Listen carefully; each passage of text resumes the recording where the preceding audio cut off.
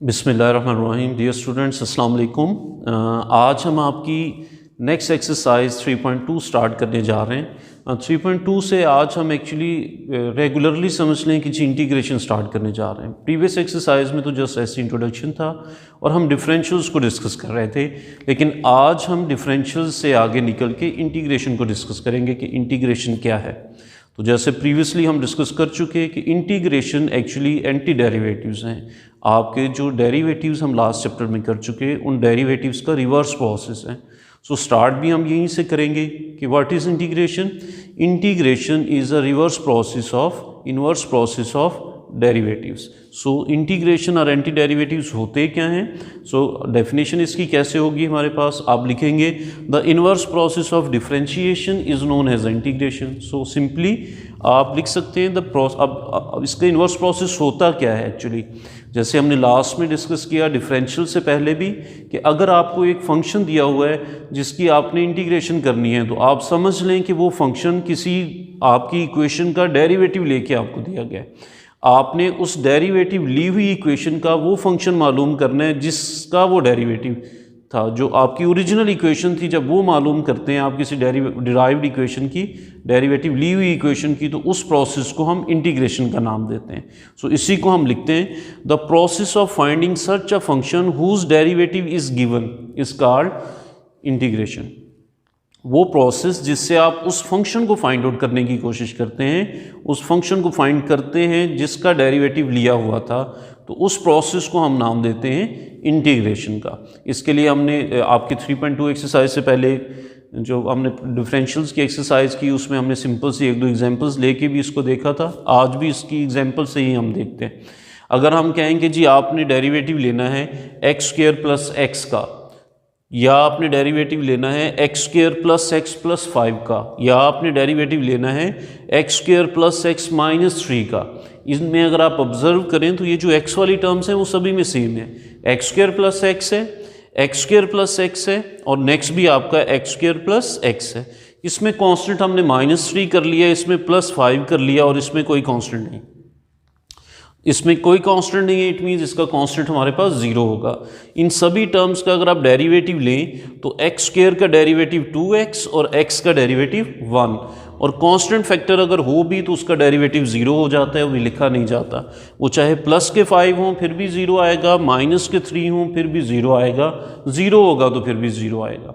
सो आपके पास एक general equation अगर x² प्लस एक्स की फॉर्म में है, उसका अगर आप डेरिवेटिव लेना चाहें तो वो हो जाएगा 2x प्लस 1। ये हमारे पास, अब हम एक्चुअली रिवर्स प्रोसेस में करेंगे क्या। अब हम जो क्वेश्चन स्टार्ट करेंगे उसमें हम कहेंगे दिस इज आवर फंक्शन। जो डेरिवेटिव लेके आपके पास इक्वेशन आई हुई है ना, वो आपका फंक्शन है। So here f of x is equal to 2x plus 1। हम इसकी अब इंटीग्रेशन करेंगे और वो फंक्शन फाइंड आउट करेंगे जिससे ये आई है, जिसका डेरिवेटिव लेने से आपके पास 2x प्लस 1 आया है। उस फंक्शन को मालूम करने की कोशिश करते हैं। अगर हम वो फंक्शन मालूम करें, उस फंक्शन को मैं फाई ऑफ x कह देता हूँ। जैसे इसको f ऑफ x कहा तो ये भी एक नोटेशन हम ले लेते हैं फाई ऑफ x।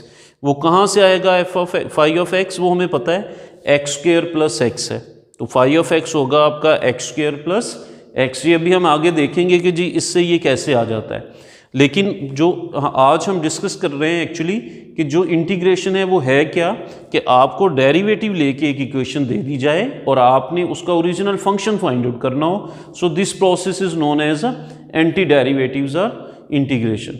सो आप कह सकते हैं the process of finding such a function whose derivative is to be given. जिसका डेरिवेटिव हमें दिया हुआ है उस फंक्शन को फाइंड आउट करना इंटीग्रेशन कहलाता है। अच्छा, अब यहाँ पे एक और थोड़ा सा प्रॉब्लम है। वो क्या है, अब देखिए हमने लिखा है x² प्लस एक्स, लेकिन ये जो एग्जांपल्स ली थी यहाँ पे +5 भी हो सकता था, फिर भी डेरिवेटिव यही आया होगा। -3 होता तो फिर भी यही आता, कोई +10 कर लेते, -100 कर लेते, कोई भी कांस्टेंट इसमें ऐड सेपरेट कर लेते तो उसका डेरिवेटिव यही 2x प्लस 1 नहीं आता। तो हम कहते हैं यही, इसी कहानी को हम आगे लेके चलते हैं। हम कहते हैं कि ये अगर आपका फंक्शन हो जो डिफरेंशिएशन के बाद इक्वेशन ली हुई थी, तो इसकी इंटीग्रेशन आ जाती है x² प्लस एक्स, ये first one. But it is not only anti derivative of this equation. ये सिर्फ इसका यही एंटी डेरिवेटिव नहीं है। यहाँ पे हम +7 भी कर सकते हैं, +6 भी कर सकते हैं, +8 भी कर सकते हैं, कुछ भी हम इसमें ऐड सब्ट्रैक्ट कर सकते हैं। but all antiderivatives of f of x which is 2x plus 1 are included in x square plus x plus c। तो जनरली हम उसको लिखते हैं कि इसका जब एंटी डेरिवेटिव लेते हैं तो x square plus x plus कुछ भी कोई कांस्टेंट हो सकता है 1 2 3 4 5 -3 समथिंग कुछ भी, तो वो जो कुछ भी कांस्टेंट भी आ सकता है ना जिसकी वजह से उसकी डेरिवेटिव लेने पे कोई फ़र्क नहीं पड़ता, उस कांस्टेंट को हम यहाँ पे इन क्वेश्चंस में प्लस सी के साथ जो है वो लिखा करेंगे। ये सी एक पॉजिटिव नंबर भी हो सकता है और सी हमारे पास एक नेगेटिव नंबर भी, ठीक है। So where c is arbitrary constant, इसको हम एक कांस्टेंट का नाम दे देते हैं कि ये कुछ भी हो सकता है, आर्बिट्रेरी कांस्टेंट है। विच कैन बी फाउंड, इसको फाइंड किया जा सकता है। कैसे किया जा सकता है? अगर कोई स्पेसिफिक कंडीशन हमें दी हुई हो तो फिर हम सी को भी फाइंड कर सकते हैं। वो चैप्टर के लास्ट में जाके हम देखेंगे, हम सी फाइंड किया करेंगे। अभी हम इसको जनरली प्लस सी की फॉर्म में लिखा करें।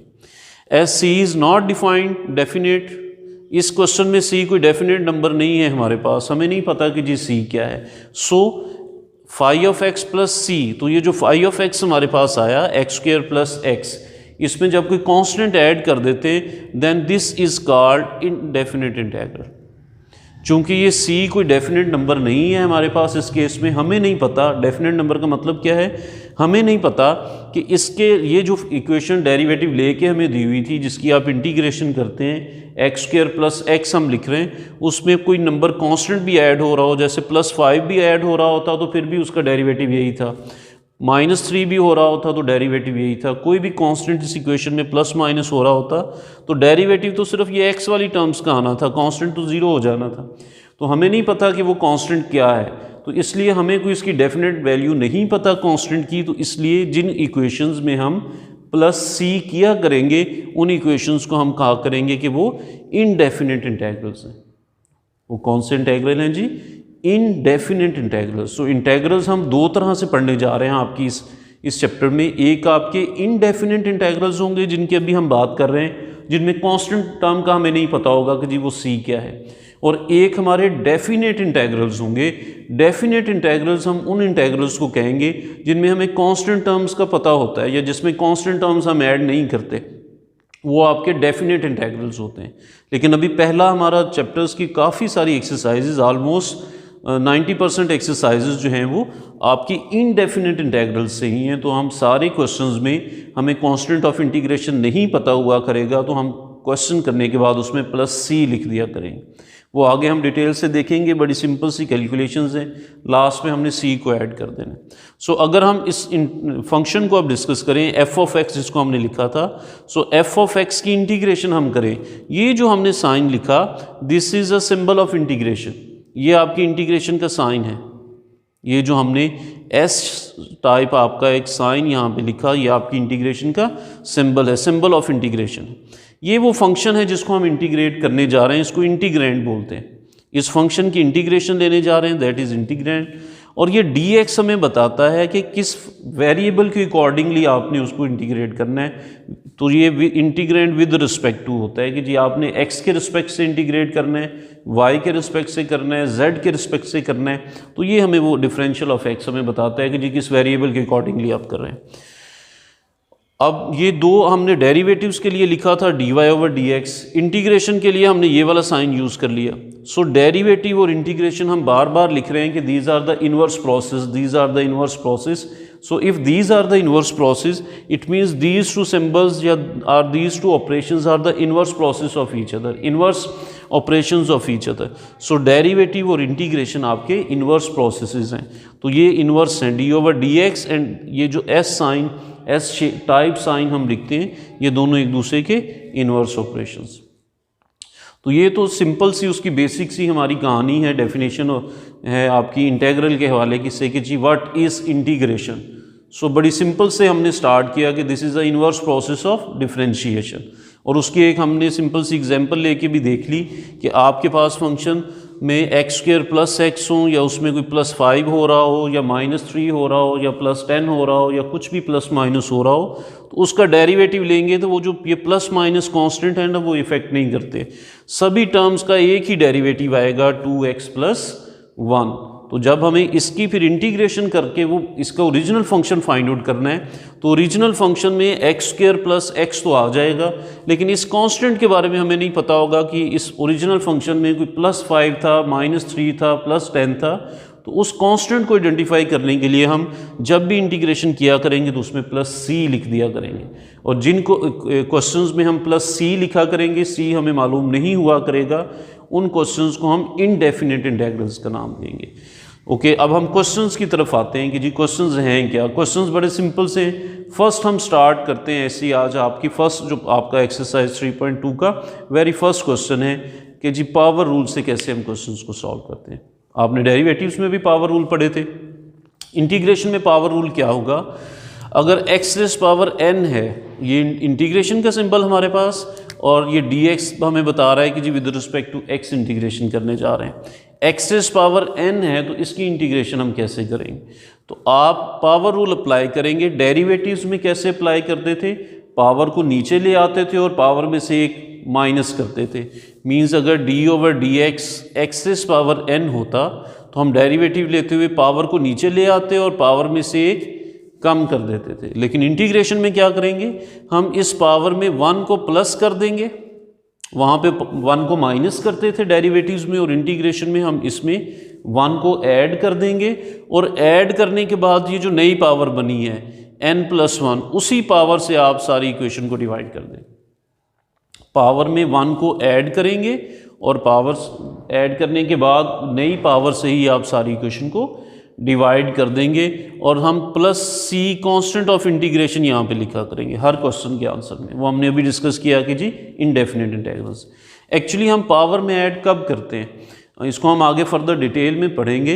एक्चुअली पावर में हम ऐड और उसी नंबर से डिवाइड तब करते हैं जब जिस फंक्शन की पावर ली जा रही हो उसका डेरिवेटिव आगे मौजूद हो। अब x की पावर n हम ले रहे हैं, क्या x का x के रिस्पेक्ट से डेरिवेटिव आगे मौजूद है। क्वेश्चन हमारा इस तरह से था, यहाँ पे कुछ भी नहीं था, लेकिन हमें पता है कि जी मल्टीप्लिकेशन में तो 1 हर जगह पे होता है, 1 एवरीवेयर है। तो आप इस x की पावर n है तो क्या x का डेरिवेटिव आगे मल्टीप्लाई हो रहा है। यस, 1 इज़ ऑलवेज हियर, 1 तो यहाँ पे मौजूद होगा ही होगा। सो चूँकि x का डेरिवेटिव यहाँ पे मौजूद है तो इसलिए इसकी इंटीग्रेशन करते हुए इसकी पावर में एक ऐड कर देंगे और उसी से डिवाइड कर देंगे। तो ये सिंपल सा रूल हम क्वेश्चंस पे अप्लाई करेंगे। देखें जी फर्स्ट क्वेश्चन क्या है अब हमारी एक्सरसाइज का, इसको हमने इवेल्युएट करना है। सबसे पहले तो इंटेग्रल है आपका 3x² - 2x + 1 dx का। हम इस इंटेग्रल को डिस्ट्रीब्यूट कर देते हैं। आपके पास 3 टर्म्स हैं आपके इंटेग्रल में, तो इंटेग्रल को फर्स्ट टर्म को भी दे देते हैं, और ये 3x² का इंटेग्रल और dx भी पहली टर्म के साथ, dx हर टर्म के साथ मल्टीप्लाई हो जाएगा। इंटेग्रल और dx हर टर्म के साथ लिखते जाएंगे, -2x के साथ भी, dx भी और इंटेग्रल भी, +1 के साथ भी, dx भी और इंटेग्रल की। इस इंटेग्रल को हमने first term, second term, third term, तीनों टर्म्स में डिस्ट्रीब्यूट कर दिया। अब यहाँ पे इंटेग्रल्स में से कांस्टेंट टर्म्स को हम आउटसाइड द इंटेग्रल लिख देते हैं, 3 को हम बाहर लिख देते हैं, जस्ट रह गया x² dx। 2 को इंटेग्रल के बाहर लिख देंगे x dx, 1 को इंटेग्रल के बाहर लिख दें तो ये हमारा dx रह गया। जैसे x⁻n थी, यहाँ पे x की पावर n की बजाय हमारे पास 2 है, तो वो क्या होगा, पावर रूल हम अप्लाई करेंगे। इसकी इंटीग्रेशन क्या होगी, ये भी हमने फार्मूला लिखा, पावर में 1 ऐड कर देंगे और उसी पावर से डिवाइड कर देंगे। So this is x²। So x² की इंटीग्रेशन क्या होगी, स्क्वायर पावर 2 में +1 कर दें और इसी 2 + 1 से नीचे डिवाइड, माइनस ये 2 एज इट इज़ आ गया। x की पावर यहाँ पे 1 है हमारे पास, तो इंटीग्रेशन क्या होगी, 1 में हम 1 को ऐड कर देंगे और उसी 1 + 1 से डिवाइड। ये जस्ट डिफरेंशियल लिखा हुआ है dx। डिफरेंशियल और इंटेग्रल अभी हमने लिखा कि इन्वर्स होते हैं एक दूसरे के, तो आप डिफरेंशियल और इंटेग्रल इन्वर्स हैं तो कैंसिल आउट हो जाएंगे d एंड इंटेग्रल, और क्या रह जाएगा, जस्ट x। या याद रखें कि यहाँ पे अगर 1 है तो 1 का इंटेग्रल हमारे पास x होता है, बिकॉज x का डेरिवेटिव अगर हम x के रिस्पेक्ट से लें तो x का x के रिस्पेक्ट से डेरिवेटिव 1 था, तो जब इंटीग्रेशन लेंगे तो 1 की इंटीग्रेशन हमारे पास x आ जाएगी। x के रिस्पेक्ट से 1 की इंटीग्रेशन हमारे पास होगी x का डेरिवेटिव 1 और 1 की इंटीग्रेशन x होगी। तो यहाँ पे कुछ भी फंक्शन नहीं है, 1 है तो 1 की इंटीग्रेशन हमारे पास x आ जाएगी और plus c constant of integration लिख देंगे। नेक्स्ट सिंप्लीफिकेशन है 2 + 1 3/3, दिस इज़ 2/2 और x ऐसे ही ये आपस में कैंसिल आउट हो जाएंगे और आफ्टर सिंप्लीफिकेशन हम इसको जो है वो नीचे राइट कर देंगे। सो पावर रूल बड़ा सिंपल, x की पावर्स में आप 1 ऐड करते जाएं और ऐड करने के बाद जो आपकी पावर रिजल्टेंट पावर बनती है उसी से आप नीचे डिवाइड भी कर देंगे और लास्ट पे plus c constant of integration भी ऐड कर देंगे। सो एक बड़ा सिंपल सा क्वेश्चन हमने देखा कि एक्चुअली इस चैप्टर में हम करने क्या जा रहे हैं। सो होप आपको समझ आ गई होगी चीज़ों की। नेक्स्ट इंशाल्लाह हम नेक्स्ट क्वेश्चंस को नेक्स्ट वीडियोस में देखते हैं।